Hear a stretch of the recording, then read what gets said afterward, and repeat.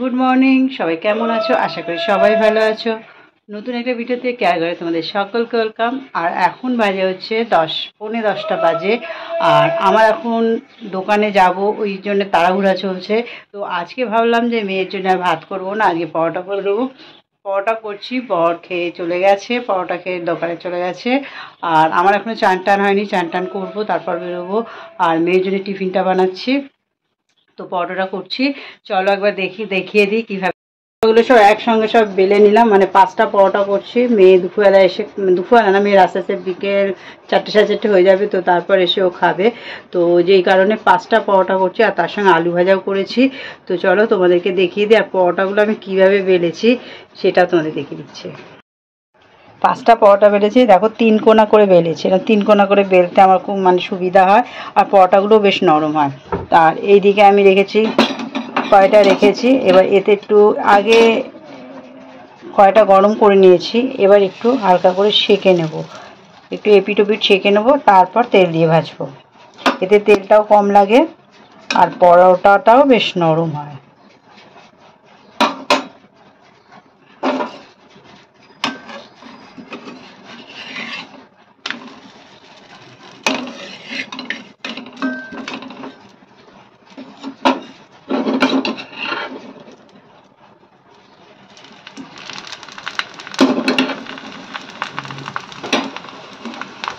গ্যাসটা একটু বাড়িয়ে দিই।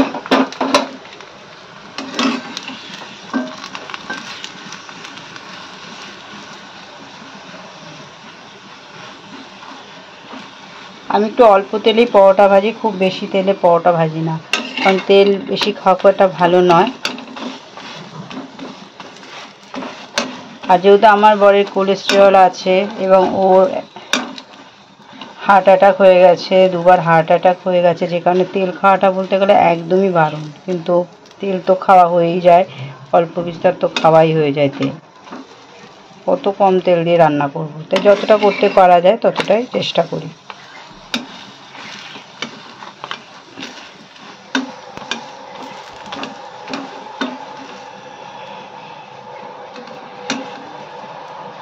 আসলে দোকানে যাওয়ার সময় আমার খুব তাড়াতাড়ি লেগে যায়, তা আমি এখন একটু তাড়াহুড়াই করছি বলতে গেলে, 10টার মধ্যে আমার বাড়ি থেকে বেরোনোর টাইম। তো তারপর হলে আমার বরটা আবার রেগে যায় খুব। এখন আমাকে চান করতে হবে, তারপর খেতে হবে, জামা কাপড় পরতে হবে, তারপর বেরোতে হবে। ব্যাস, এই পরোটাটা কমপ্লিট। এবার গ্যাসটা কমিয়ে দিই। এবার আমি এইটার মধ্যে রাখবো। এই পড়ে গেল, বরাবর করছি আমি। এইটার মধ্যে পরোটাগুলো আর ভেজে ভেজে সব রাখবো। এবার পরোটা করে রাখলে খুব নরম থাকে পরোটাগুলো।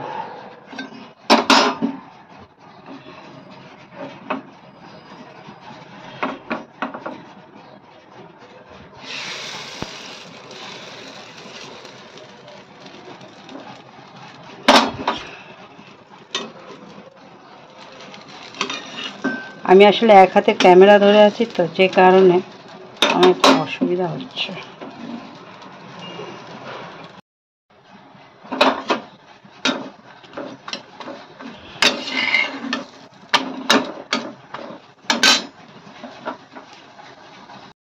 দেখো পরোটা পর্ব এখনো চলছে, এটা হচ্ছে লাস্ট পরোটা হয়ে গেল। 5টা পরোটা করলাম, হয়ে গেছে। এবার মেয়ের জন্যই খাবারটা পুরো গুছিয়ে আমাকে পুরো রেখে যেতে হবে। আর আলু ভাজাটা করেছি সেটাও দেখিয়ে দিই।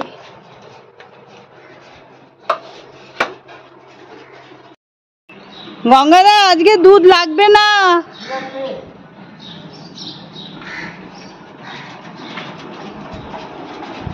আর এই যে মেয়ের জন্য এই 5টা পরোটা রেখেছি, আর এই আলু ভাজা। মনে হয় মেয়ের আজকে খাবারটা বেশ দারুণ হবে, কেন ও ময়দার জিনিস খেতে বেশি ভালোবাসে। ও একদম ভাত খেতে চায় না। ওকে যদি সারাদিনই যদি ময়দা দিয়ে রেখে দেওয়া হয়, ওর একেবারে ওর মতো ভালো খাবার আর কিছু হয় না ওর কাছে। তো তাই ভাবলাম যে আজকে আর ভাত করবো না, আজকে আমি ওর জন্য পরোটা করবো। বাবাও খেয়ে গেছে, পরোটা খেয়ে গেছে। সকাল থেকে খালি পরোটা আর পরোটা। আমার খুব একটা ভালো লাগে না পরোটা খেতে, আমি খুব একটা ভালোবাসি না পরোটা খেতে, খুব একটা ভালো লাগে না আমার। আমি ওই দুধ দিয়ে বিস্কুট খাবো।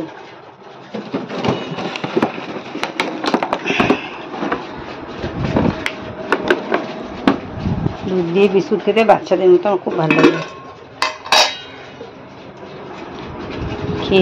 খেয়ে নিয়ে তারপর চান করব, চান করে তারপর দোকানে চলে যাব। আজকে 10টা 10 15 হয়ে যাবে। কি তাড়াহুড়া করছি আমি। আর এই যে ব্যাগটা রেখেছি, এই ব্যাগের মধ্যে সব কোটো বাটাগুলো রয়েছে, মশলাপাতি সব রয়েছে, এইগুলো নিয়ে যাব দোকানে। আর মেয়ের এই ঘরটা গুছিয়ে দিয়েছি, কারণ রাত্রিবেলায় ঘরটা গুছিয়ে রেখেছি, চাদর টাদরগুলো সব পাল্টে রেখেছি, খুব ধুলো হয়েছিল কয়েকদিন ধরে। আর এই যে জামা কাপড়গুলো সব ভাঁজ করে, মোটামুটি ভাঁজ করা রয়েছে, এই অবস্থা। আর এই তো ঠাকুরঘর বর পুজো করে গেছে, আলুটা জ্বালাই। এই হচ্ছে ঠাকুর, আগের দিন সুন্দর করে পরিষ্কার করেছি। ঠাকুরগুলো এখন পুরো চকচক করছে, পুরো রীতিমতো। এই সামনে লক্ষ্মী ঠাকুর, পিছনে লক্ষ্মী গণেশ, আর সামনে আমাদের 12 মাসে লক্ষ্মী পুজো করি, সেই লক্ষ্মী ঠাকুর। আর এই সরস্বতী ঠাকুর। লোকনাথ বাবার জামাটাও চেঞ্জ করে দিয়েছি, কি সুন্দর লাগছে কালারটা। আর এই যে দেখো কাপড়গুলো সব পেতেছি, এক কালারের কাপড় সমস্ত, এগুলো আগের দিন সব পেতে দিয়েছি। আর এই হচ্ছে আমার 3টে গোপাল, এই গোপালগুলো পুরো চকচক চকচক করছে। এটা যে সবচাইতে ছোট, মানে এটা বড়, এটা ছোট, আর এটা হচ্ছে মেজো। আর এখানে রয়েছে কৃষ্ণ রাধা, সব রয়েছে। কৃষ্ণ রাধা চকচক করছে, মানে পরিষ্কার করলে মনে হয় বারবার দেখি।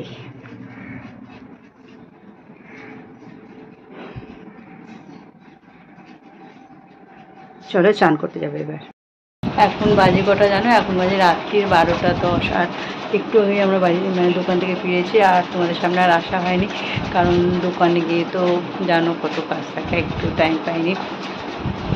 আর সন্ধ্যেবেলাও তাই, সন্ধ্যেবেলাও এতটা ব্যস্ত থাকি দোকানে, যে কারণে মানে করার টাইমই পাই না। এই এখন বাড়ি এলাম, আর বাড়িতে দেখছি মেয়ে রসনাটা বানিয়ে রেখেছে, এটা দুধে দেবো, বরকে দেবো, আর খানিকটা আমি খাবো।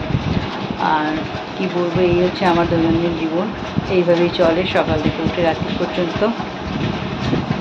তো চলো, ভিডিওটা যদি ভালো লাগে অবশ্যই লাইক করো, আর দেখা হচ্ছে তোমাদের সঙ্গে নতুন একটা ভিডিও।